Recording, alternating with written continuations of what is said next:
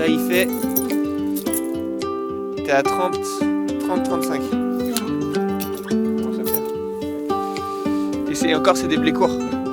Ce mercredi après-midi, à la ferme de l'Enfronnière, ferme de 130 hectares de céréales près de Nantes en Loire-Atlantique, 3 générations de la famille Tabard font un état des lieux. Je fais souvent un tour de champ comme ça pour essayer de voir quelles sont les interventions à faire sur la culture.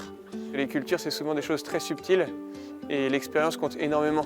Donc en fait, l'expérience qui a été accumulée par papa et papy, en fait, elle est primordiale pour moi pour prendre des décisions parce que on marche toujours sur des œufs, quoi. Avec Mathieu, 32 ans, c'est la 8e génération de la famille qui rejoint l'exploitation. Son grand-père, retraité mais jamais très loin, est fier de voir chaque génération se succéder et apporter son lot d'évolution. C'est le plus beau cadeau qu'on peut avoir, d'avoir ce qu'on a fait, que ça continue en s'améliorant en plus.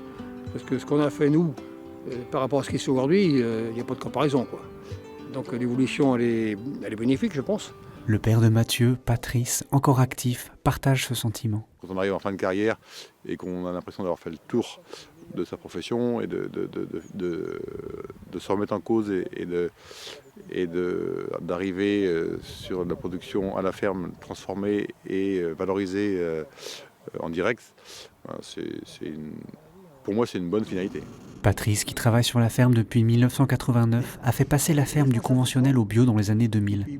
Mathieu l'a rejoint en 2014 après des études d'ingénieur en agriculture. Afin de garantir des revenus supplémentaires, il a ajouté une partie transformation et vente directe en ouvrant une boulangerie-épicerie. Quand la rentabilité a vraiment été mesurée, on s'est dit, voilà, comment est-ce qu'on arrive à faire pour optimiser l'outil pour que moi je puisse être au champ. Et aujourd'hui, ça me permet d'être au champ, d'avoir une équipe de personnes motivées qui travaillent sur la partie transformation et vente directe, quoi.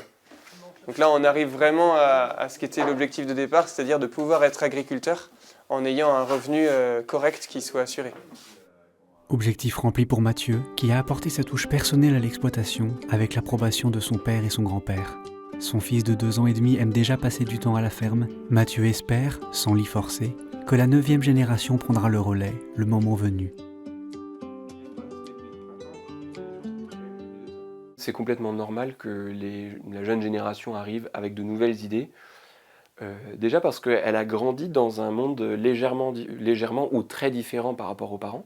C'est complètement normal qu'ils arrivent avec leurs propres projets, qui vont avoir des insistances sur tel ou tel point différent et qui vont pouvoir se mettre en place au fur et à mesure en fonction du désir du jeune, de la relation qu'on entretient avec ses parents, et puis de la possibilité aussi de l'exploitation d'absorber un nouveau projet. On comprend quand même que la jeune génération, elle a besoin d'apporter quelque chose. Et c'est vrai aussi bien pour une vie en exploitation agricole, dans une ferme, ou dans une entreprise, et a fortiori aussi dans l'église. Chaque génération apporte un peu sa patte, sa façon de vivre. Dans une ferme familiale, les générations se suivent et ne se ressemblent pas exactement. Et elles partent de la même base, c'est-à-dire en général la même terre.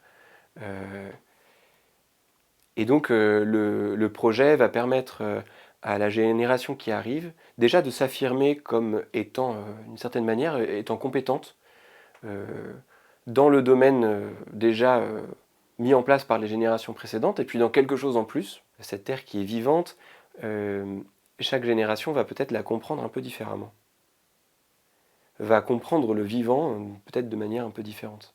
Personnellement et familialement, c'est important d'être dans la continuité tout en apportant des changements. Parce qu'en fait, le fait que ce soit bien accueilli par les générations précédentes, c'est parce que on ne dit pas à la génération précédente, et on ne pense pas de la génération précédente, que ce qu'elle a fait était mauvais. En fait, ce qu'elle a fait correspond aussi à la vie de sa génération.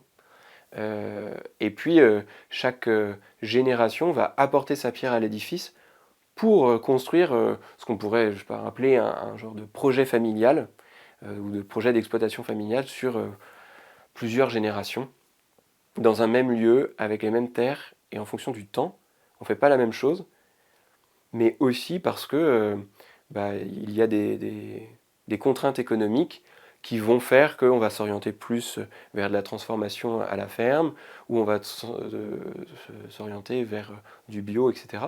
Il s'agit donc pas seulement de mettre son tampon, dire je suis passé par là, mais au contraire, à la limite, de pouvoir dire aujourd'hui je suis là, et demain quelqu'un d'autre prend ma place, et en fait, je veux lui léguer quelque chose de beau qui lui permette de vivre aussi.